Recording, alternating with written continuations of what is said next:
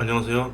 허일입니다. 오늘은 김한석 씨와 이상화 씨의 사주와 관상 궁합을 살펴보도록 하겠습니다. 며칠 전에 제가 그 TV조선에서 하는 이제 혼자다 뭐 이런 프로그램이 있나 봐요. 거기서 이상화 씨가 출연을 했어요. 그래서 어머님하고 이제 대화하는 형식으로 이렇게 과거 이야기들을 이제 조명을 하면서 김한석 씨를 이제 보면서 더러운 인간 이렇게 했다고 해서 이제 그게 이제 좀 이렇게 밈을 타고 막 이렇게 돌아다니면서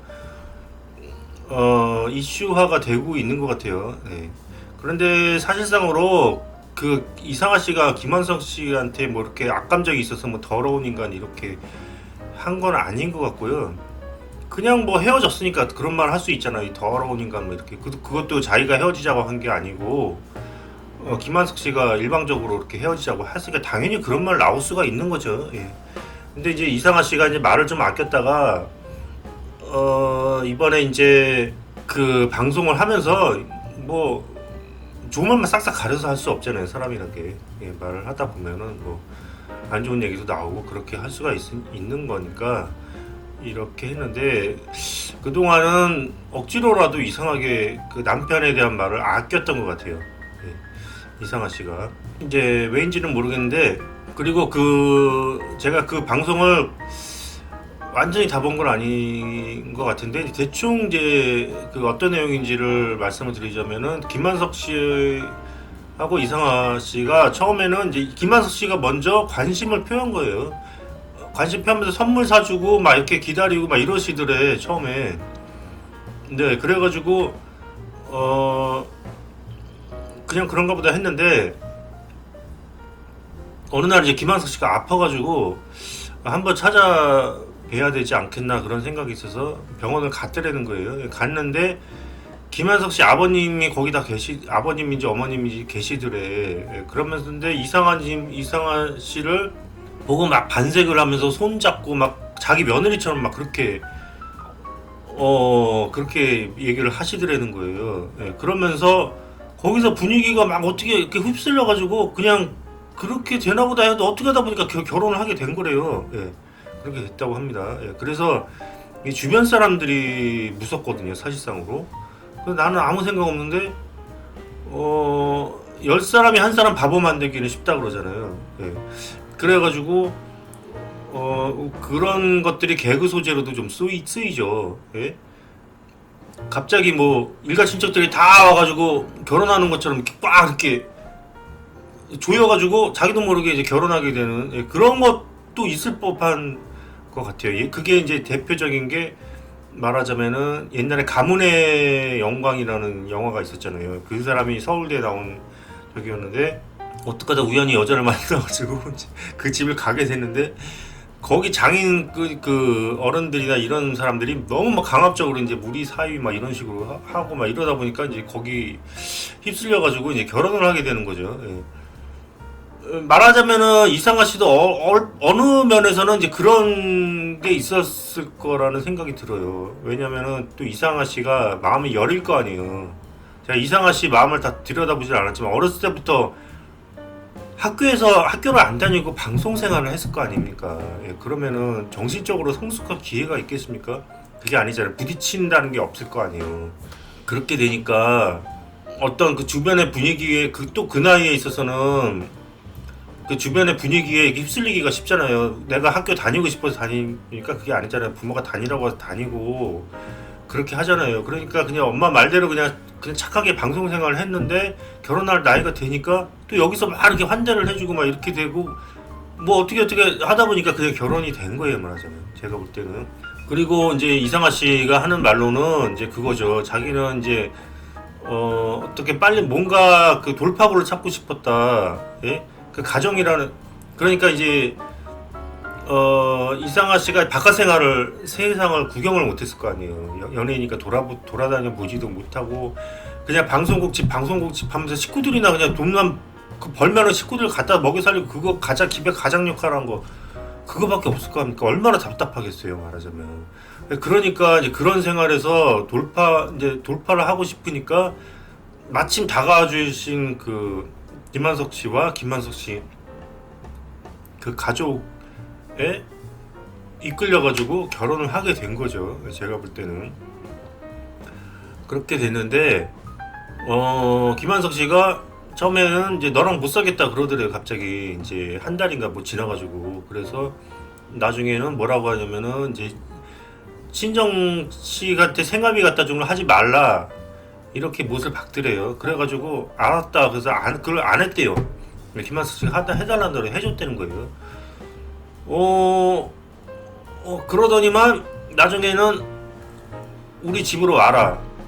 그러니까 처가살이가 아니고 시집살이를 해라 이렇게 말을 했다는 거죠. 그러니까 아버님 부모님하고 같이 살자 이렇게 얘기를 하는 거예요. 그래서 알았다. 그냥 그것도 그렇게 해주겠다. 그래서 해달라는 다 해줬다는 거예요.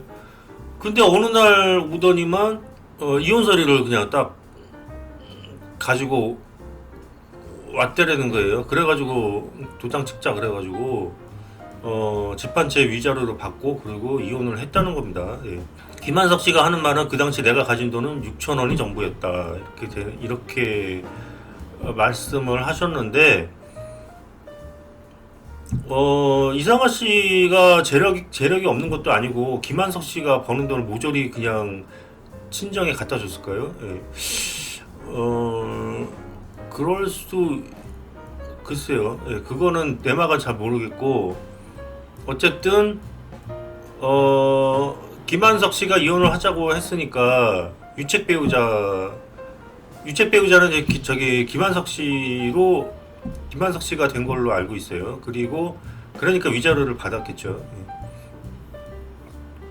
그렇게 했고, 그 다음에 이상화 씨는 이제 위자료를 어쨌든 받은 입장이니까 그동안 김한석 씨에 대한 말을 아꼈던 것 같아요. 아무 말도 하지 않고 그냥 아꼈던 것 같아요. 그런데 어쨌든 1년 만에 사람한테 이혼을 하자는 건 그 예의가 아니잖아요. 어떤 큰 잘못이 있다면 딱 부러지게 얘기가 나오든가, 뭐 사람들은 그냥 이상화 씨가 뭐 사치 때문에 그랬다 뭐 이렇게 얘기를 하지만, 그러면 그렇게 얘기를 하든가, 뭐 사치가 심해서 뭐 경제적으로 나 힘들었다 뭐 이렇게, 그거 아무 얘기도 없는 상황이잖아요 지금. 그러니까 지금 현재 상황에 있어서는 그냥 마음이 변했다는 것밖에는 짐작할 수가 없는 거예요. 예, 그러니까 사람이 1년 만에 마음이 변하면은 그거는 예의가 아니지. 그렇잖아요. 예, 결혼에 대한 예의가 아니지. 결혼을 누가 그냥 마음 변했다고 그냥 이혼해버리고, 그러니까 그거는 그 상대방에 대한 예의가 아니잖아요. 서로 안 맞아도 맞추려고 일단은 노력을 하면서, 그리고 나서 정 안 맞을 때 그냥 헤어지는 거지. 그냥 마음에 안 들었다고 일방적으로. 근데 얘기 들어보니까 맞추려는 노력을 안 했잖아요. 그러니까 말하자면 이상화 씨 사치를 했으면 사치를 줄여라 이렇게 했다든가, 그것도 아니잖아요. 그럼 이상화 씨가 어쨌든 생활비 지출은 해달라는 대로 해줬다는 거 아니에요. 만약에 안 해줬는데 이혼을 했으면 모르겠는데, 해달라는 대로 다 해줬는데 이혼을 했다는 거는 그냥 마음 변했다는 거밖에 이유가 없는 거잖아요. 예, 그렇잖아요. 그러면은 당연히 더러운 인간 이렇게 말을 할 자격이 있죠. 그거는 땀이라도 한 재 튈 수가 있는 건데, 그거는 그렇잖아요. 그런데 뭐 더러운 인간 뭐 이까짓 거 얘기 못 하냐고. 그렇잖아요. 그 다음에 뭐 이상화 씨가 뭐 아주 그냥 독하게 뭐 한이 맺혀서 이렇게 그런 얘기를 한 것 같지는 않고, 예, 그러니까 당연히 자기가 좀 할 말은 좀 하신 것 같아요. 예, 그런 거니까 크게 문제될 거는 없을 것 같기도 합니다. 그리고 이제 김한석 씨는, 그럼 김한석 씨는 도대체 어떤 입장인지 한번 나무위키를 한번 뒤져볼까요?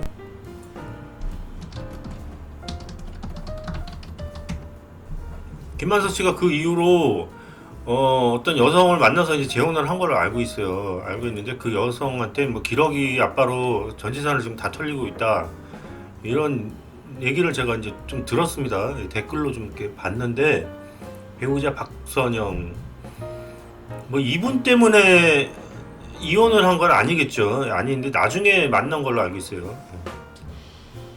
97년 배우 이상화와 결혼했지만 이게 97년이잖아요. 그럼 결혼한 거는 2008년이니까 그 한참 후죠.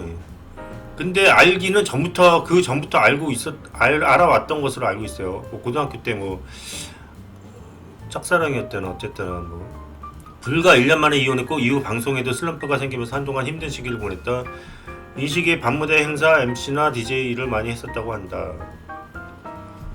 동료 관계, 김한석 씨를 91년부터 알았었는데요. 제가 아는 김한석 씨는 약속 시간에 한 번도 늦은 적이 없었어요. 늘 약속 시간 10분, 20분 전에 미리 와서 기다리고 있고 그 정도로 착실하고 성실해요.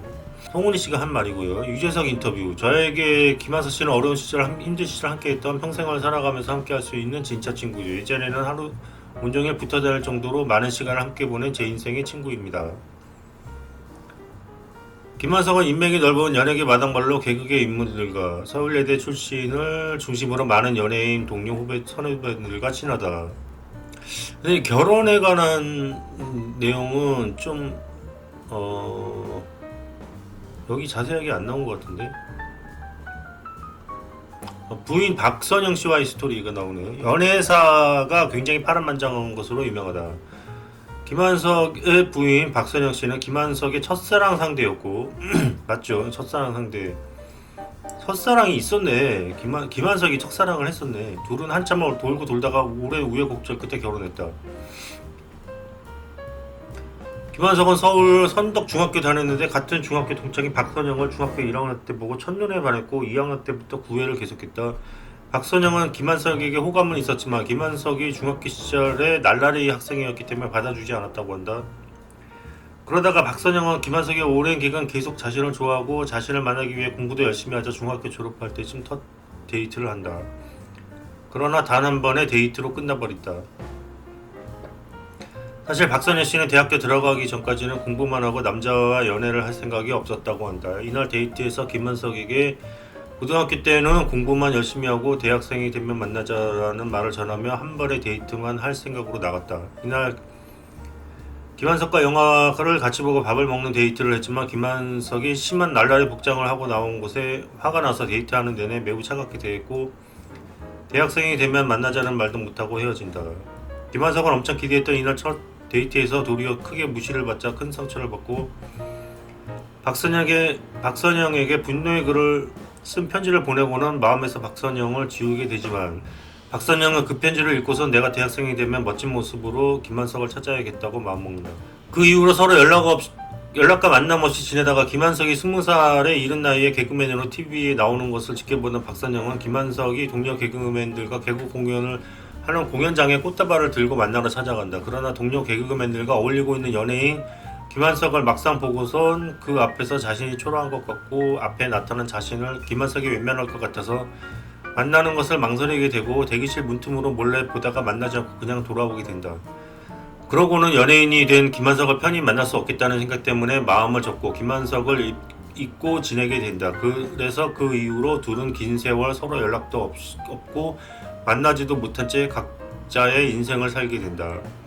이후 김한석은 당대 인기 여배우였던 이상아와 97년 결혼했으나 1년 후 이혼했고 방송 활동도 줄어들면서 밤무대를 전전해야 했다고 한다. 심지어 이 시기 때 밤무대에서 관객들에게 핀잔을 듣거나 관객들이 던진 과일이나 맥주를 맞는 일도 있었다고. 한편 이 시기쯤 박선영 씨는 요리 전문가가 되기 위하여 프랑스로 유학을 떠난다. 그러니까 이혼할 당시에 서로 이렇게 만남이 있었던 건 아닌 것 같아요. 2000년 12월 10일에 방송된 KBS TV는 사랑과 식구에서 13년 만에 재회를 하게 되었으나 박선영 씨는 프랑스 유학 중에서 방송 출연에 곧바로 돌아가야 했고 긴 세월 뒤라 둘 다 친구로서 감정뿐이어서 방송 후 식사만 한 번 하고 헤어졌다. 그러다가 박선영 씨가 유학을 마치고 한국에 돌아온 2002년 중반에 박선영 씨가 먼저 연락해서 둘은 다시 만나게 되었고 김한석의 개그맨 동료와 2002 월드컵 응원 모임 자리에 박선영 씨를 불러 같이 어울린 것을 계기로 만남을 자주 가졌다고 한다. 그러면서 마음속으로 둘 다 서로 좋아하게 되었지만 김한석이 자신의 속마음과 다르게 박선영 씨를 되려 차갑게 대하는 바람에 아직 정식 연인 관계로 가진 못했다. 그렇게 응원을 같이 다니며 몇 달간 만나던 중 한 차례 고비가 찾아온다. 김한석의 아버지가 폐암 판정을 받은 것. 시기도 늦었고, 자, 아버지가 폐암 판정을 받았다면요. 아버지가 재성이 공망일 확률이 높거든요. 그럼 사주를 잠깐 보겠습니다. 여기서 보면은 김한석 씨 음력으로 보면은 목이 공망이고요. 그 다음에 양력으로 보면은 역시 목이 공망이에요. 예, 그리고 술해가 공망인데 술해가 공망인데 술은 토잖아요. 그러니까 재성이 일부 포함이 돼 있을 수도 있죠. 그 다음에 음력으로 봐도 재성은 공망이 아니지만 재성 속에 공망이 다 숨어 있거든요. 그래서 음력이 맞을 수도 있고 양력이 맞을 수도 있고 그렇습니다. 늦었고 상태도 심각해서 얼마 살지 못한다는 진단까지 받자 아버지의 병간호와 병원비 마련을 해야 했고 위독한 아버지를 두고 여자에게 마음과 시간을 쏟을 수 없다는 생각과 박선영 씨의 앞길을 막을지도 모른다는 죄책감이 겹친 김한석은 좋은 남자 만나라는 마음으로 박선영 씨를 더 이상 만나지 않기로 한다. 그런데 김한석은 아무나 설명도 하지 않고 박선현 씨가 자신에게 연락할 수도 없게 연락을 완전히 두절해버렸다. 그 때문에 박선현 씨는 몇 달간 방황하고 너무 힘들어하다가 김한석을 평생 다시는 안 보리라 마음먹는다. 그리고는 이후로 둘은 4년 넘게 만남 없이 지낸다. 그리고 2006년 말쯤 MBC 찾아라 맛있는 TV 방송에서 진행자와 요리 연구가로 만나 와 이분 두 분은 진짜 인연이 질긴 인연이네요. 와 이렇게 오랜 동안 만났다 헤어졌다면서 결국 만나게 되는 이거는 뭔가 이거 인연이 아니면 이러기가 쉽지가 않은 것 같습니다. 요리 코너를 두 사람이 같이 진행하게 되었다. 당시 제작진은 둘의 관계를 전혀 모르고 섭외했다고 한다. 그러나 이 방송을 9개월 같이 하면서 촬영으로 만날 때마다 김한성은 박선영 씨를 아주 차갑게 대했다. 이에 대해 김한성은 나 같은 놈을 안중에도 두지 말라는 거였어요. 세상에 좋은 남자 많으니까 나보다 괜찮은 사람 만나라고요 라고 회고하였다. 박선영 씨는 김한성이 자기를 싫어하는 듯 9개월 내내 자기를 차갑게 대하자 그런 김한석 때문에 너무 힘들어서 둘이 같이 하던 방송을 스스로 관두게 되고 다시 유학을 가기로 한다. 그런데 박선영 씨가 그 방송을 관둔 2주 뒤에 김한석에게 만나자고 했고 한석을 만나자마자 펑펑 울다가 가버린다. 좋아하긴 좋아했나봐요. 네? 여자들은 키 큰 남자를 좋아하지 않나? 네. 김한석 씨는 미남형이긴 해. 얼굴이 미남형이긴 한데 키 큰 게 중요한 게 아닌데 여자들은 키 큰 남자만 보면 사족을 못 쓰던데. 김한석을 만나자마자 펑펑 울다가 가버린다. 그런 후 곧 얼마 뒤 김한석에게 다시 전화해서 유학을 간다는 말을 했고 김한석은 그래 가 라면서 냉랭하게 말한다. 그러나 이 통화 후 김한석은 둘의 중학교 때부터 지금까지의 히스토리를 다시 생각하게 되었고 더불어 이 여자가 이러는 이유는 자기를 붙잡아 달라는 뜻이라는 것을 깨닫고 박선현 씨를 곧바로 만나서 프로포즈를 바로 한다. 이때부터 둘은 연애를 시작한다. 중학교 1학년 때 이후로 23년 만에 드디어 사귀게 된 것이다. 그리고 결혼까지 곧바로 약속한다. 그런데 여기서 또 한 차례 큰 고비가 찾아오는데 얼마 후 김한석은 머리가 너무 아파서 병원에 갔더니 뇌혈관이 고여 터지는 바람에 뇌동정맥 기형 진단을 받았고 뇌 수술을 해야 했다. 이 뇌는 금으로 볼 수도 있고요. 뇌가 하얗잖아요. 예, 금으로 볼 수도 있고 그 다음에 뇌에 혈관이 터졌다는 거는 글쎄요. 이 혈관이라는 거는 화라고 볼 수도 있죠. 화. 아니면은 어쨌든 혈관 그러니까 신경은 목인데 혈관은 글쎄요. 이거는 목이라기보다는 목으로 볼 수도 있고 하여튼 여러 가지가 겹친 것으로 보여져요. 그렇게 보면은 이제 음력으로 보면은 이제 진토나 미토가 이제 공망이라 그 안에 이제 공망이 들어가 있잖아요. 그렇게 되면은 금은 안 들어가 금은 없네. 금은 없는데 삼관이 공망이 되잖아요. 그 미토가 공망이 되면은 이 미 안에 들어있는 미토 안에 들어있는 을목 하나 때문에 재성도 공망이 되고 상관도 공망이 되고 이렇게 되기가 쉽습니다. 예, 그렇게 되면 그렇게 보면 음력이 좀 맞을 수도 있죠. 그 다음에 여기서 보면은 양력으로 보면은 이제 목이 공망이면은 아래쪽이 공망이 된다 이런 말은 없는데 제가 볼 때는 위가 공망이면 아래도 공망이 되기가 쉽다 이렇게 보여져요. 제가 볼 때는 네. 그렇게 보면은 여기서도 양력일 가능성도 있고 대운을 살펴봐야지 알 수가 있을 것 같아요. 2006년에 헤어졌으니까 그때 이제 한 9개월 가지고 2007년쯤 된 거죠. 예. 2007년이나 2008년쯤 됐다고 보면 되는데 그렇게 되면은 대운이 이제 31살 때 기후대운인데 기후대운 때는 뭐 제살이 들어온 거는 있는데 제살이 들어왔다고 해서 뇌혈관이 꼬여서 터지는 뇌동 정맥 기형 진단을 받았고 뇌수술을 해야 했다. 10시간이 넘는 대수술을 했고 그 후유증으로 신체 장애와 언어 장애까지 왔었다고. 김한석은 2007년에는 천살이 들어왔어요. 천살이 들어오면은 좀 그럴 수가 있어요. 네, 꼼짝달싹 못하게 되는 그런 일이 발생할 수가 있습니다. 10시간이 넘는 대수술을 했고 그 후유증으로 신체 장애와 언어 장애까지 왔었다고. 김한석은 박선영 씨에게 후회하지 말고 자기를 떠나라고 말했지만 박선영 씨는 떠나지 않고 수술부터 재활까지 과정 내내 옆에서 지키며 간호와 위로를 했고 결국 김한석은 정상적인 몸으로 회복하게 되었다. 야, 이거는 기러기 아빠 될만하네. 이 정도면은.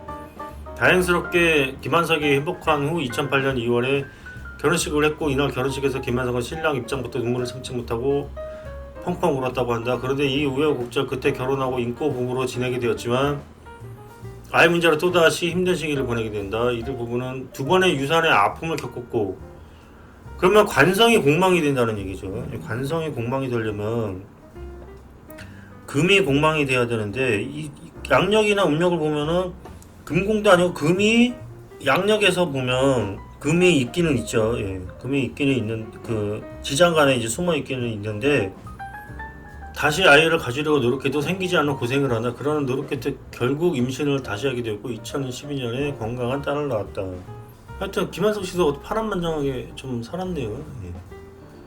파란만장하게 사셨는데 그러면은 이 사주가 과연 음력이 맞을지 양력이 맞을지 한번 살펴보고 궁합을 한번 보겠습니다. 네.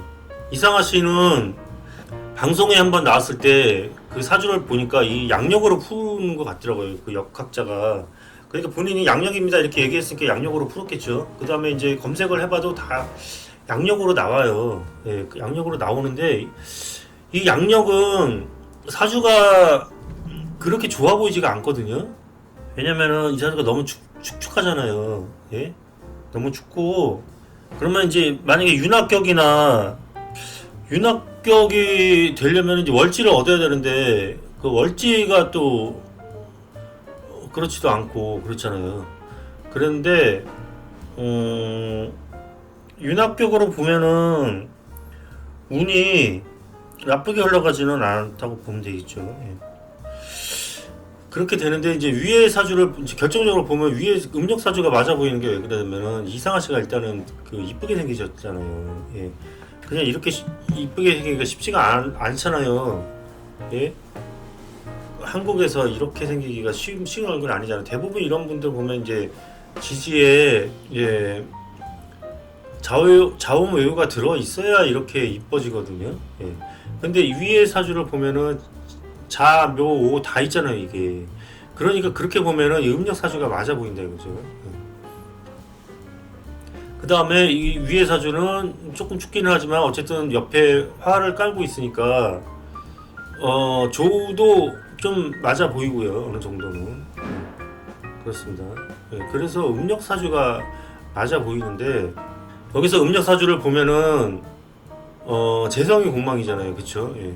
재성이 공망인데 이상하 씨가 이렇게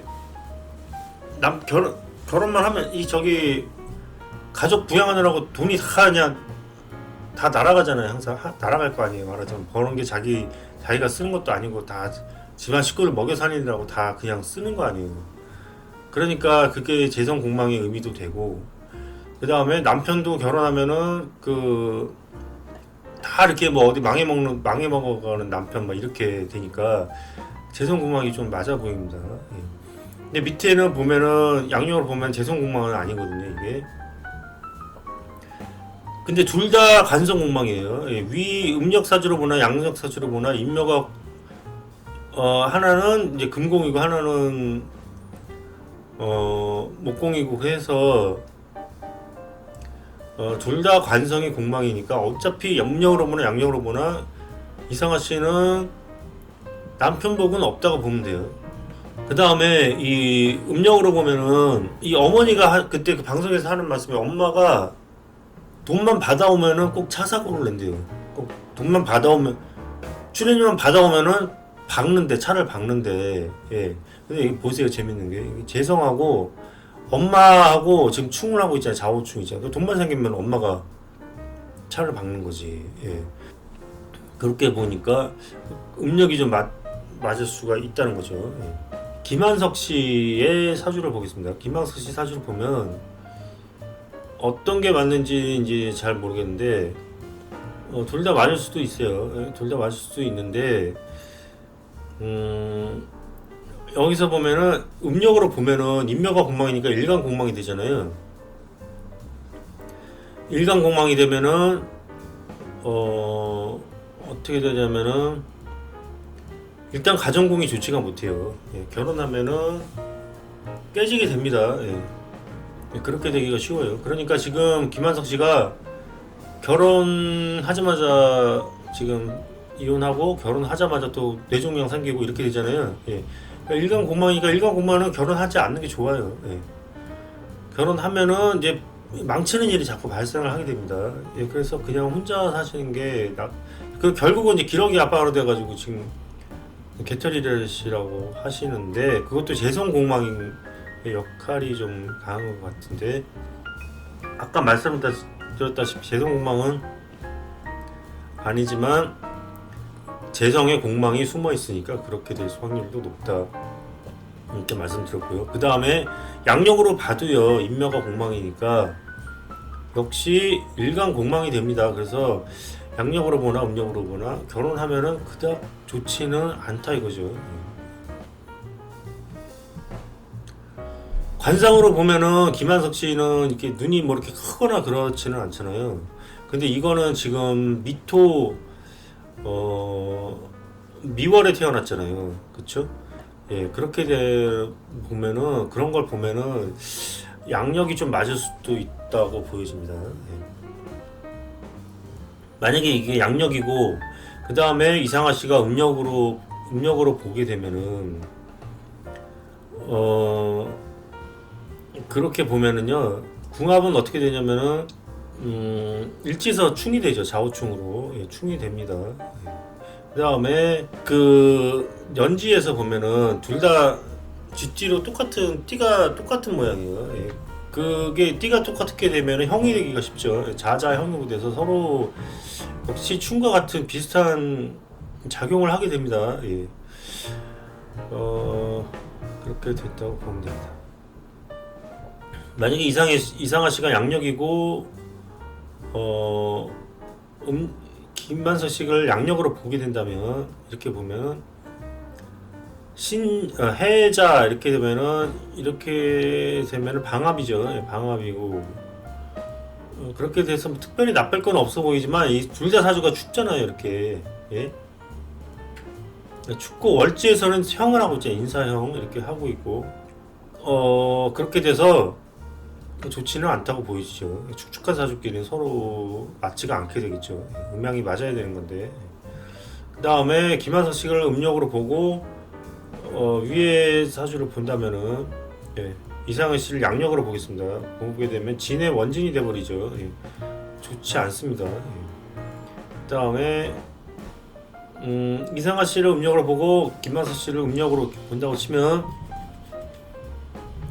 진하고 오는 별다른 작용을 하고 있지는 않을 것 같지만 여기서는 진사오로 해서 격각이 되죠. 격각은 춤과 비슷한 역할을 하게 됩니다. 이상하 씨는 제가 볼 때는 사실 결혼 생활이 실패인 것 같지만 저는 실패라고 생각하는 생각은 들질 않아요. 왜냐면은 일단 결혼도 하나의 그 사회적인 경험이잖아요.